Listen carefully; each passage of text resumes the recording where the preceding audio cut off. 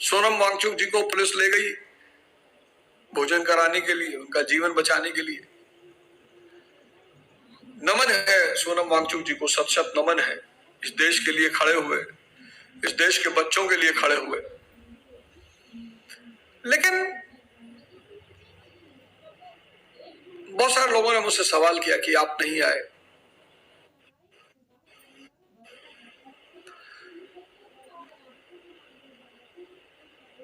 मेरे आने से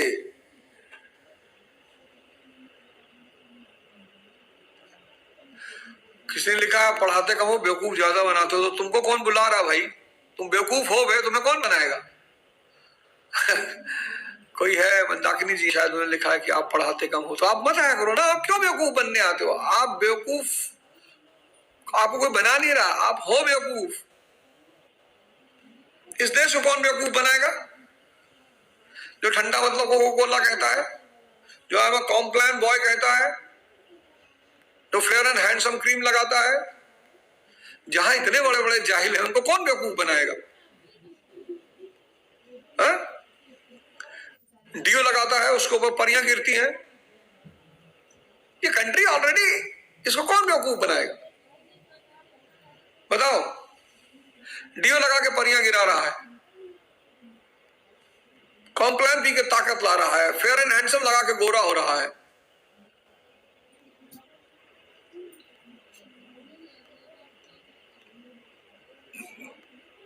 उस देश को कौन बेवकूफ बना सकता है जो स्वयं इतना जाहिल है?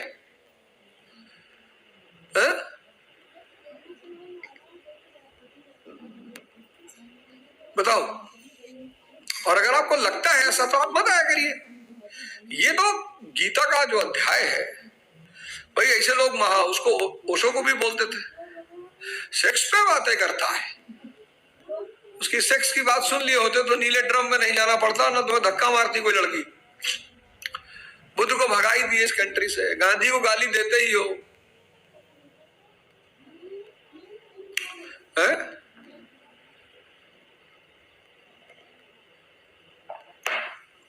रेलेवेंट टॉपिक प्रोग्राम आ रहा है, master ji in the news room.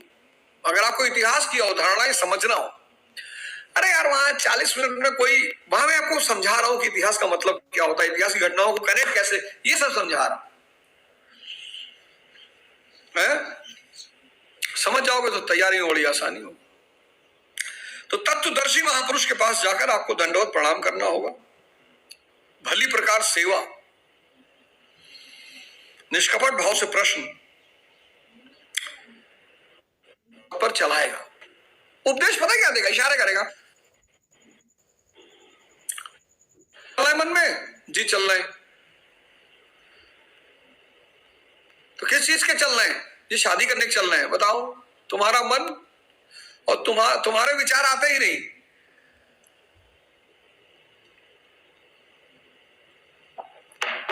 तुम्हारा मन, तुम्हारा मन और तुम्हें बनाने के विचार ही नहीं देता। किसका मन? तुम्हारा। 24-24 घंटे बीत जाते हैं, तुमसे पढ़ने के लिए ही नहीं कहता। 24-24 घंटे बीत जाते हैं, तुमसे योग करने के लिए नहीं कहता। 24-24 घंटे बीत जाते हैं, तुमसे ध्यान करने के लिए नहीं कहता। और तुम कह रहे हो दुनिया तुमको बर्बाद कर रही है, हैं? 24 बीत जाते हैं, तुम्हारा मन तुम्हें ध्यान करने के लिए, और गलती से दिन में एक बार सोच भी लिए तो बहाना बना देता है कि दोपहर में किया जाएगा, फिर शाम को कहता है कि कल, अब तो आज का दिन निकल गया। लगातार तुमको बेवकूफ बना रहा है और तुम दुनिया को गाली दे रहे हो, हैं? तुम दुनिया को गाली दे रहे हो।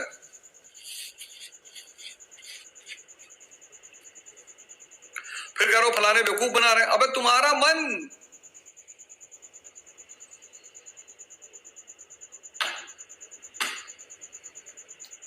स्वयं भगवान के सामने ही तो अर्जुन खड़ा था। भगवान उसे तत्वदर्शी के पास क्यों भेजते हैं? वस्तुतः श्री कृष्ण एक योगी थे, उनका आशा है कि आज तो अनुरागी अर्जुन मेरे समक्ष उपस्थित है, भविष्य में अनुरागी न हो जाएगी। श्री कृष्ण तो चले गए, अब किसी शरण जाएं? इसलिए उन्होंने स्पष्ट किया कि तत्वदर्शी के पास जाओ, वैज्ञानिक जन तुझे उपदेश देंगे। कितनी बड़ी बात है। भगवान ने कहा तत्वदर्शी महापुरुष के पास जाओ।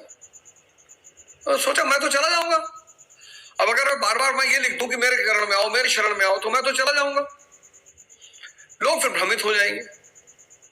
तो ने कहा तत्वदर्शी महापुरुष की शरण में जाओ।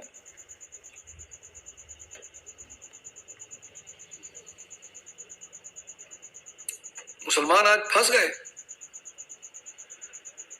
इसी पॉइंट को लेके फंस गए, तत्वदर्शी महापुरुष को लेके फंस गए। किसी न किसी मुसलमान को इस मुद्दे पर बोलना चाहिए। ऐसा नहीं कि बहुत सारे, मैं तो देखता हूं बड़े सारे पढ़े लिखे मुसलमान है, बेचारे डरते हैं कि कहीं कुछ बोल दे तो। लेकिन हिंदुओं ने मुसलमानों की बड़ी नकल की, बड़ी नकल। हिंदुओं ने मुसलमानों की बड़ी नकल की। हिंदू सिख की नकल तो नहीं कर पाए, और यहूदियों की नकल तो नहीं कर पाए, जैनियों की नकल तो नहीं कर पाए, मुसलमानों की नकल की है हिंदू। अरे इन मुसलमानों में 3 शादी होती है, उसके बारे में तो नहीं बोलते हो कुछ। मुसलमानों में हलाला होता है, उसके बारे में तो नहीं बोलते हो कुछ। मगर किसी हिंदू को तुम बोल दो कि उदारवादी बातें बोल दो, लिबरल बातें, तुरंत आ जाएगा मुसलमान पे। जैनियों पे भी आ जाओ, कभी जैन लोगों का उदाहरण दो, सब अरबपति जैन है। कभी सिखों का उदाहरण दो, सब अरबपति हैं। कभी यहूदियों का भी उदाहरण दो। हिंदुस्तान के हिंदुओं का एक बड़ा दुर्भाग्य रहा कि वो मुसलमानों के पीछे पड़ गए। तो जैसे मुसलमान थे वैसे हो गए। तत्वदर्शी, तत्वदर्शी महापुरुष के पास जाने के लिए भगवान कृष्ण कह रहे हैं।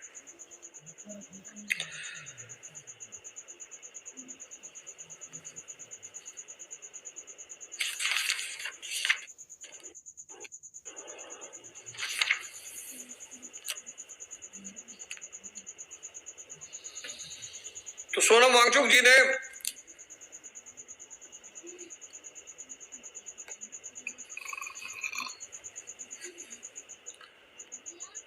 बड़ा क्रांतिकारी कदम उठाया था।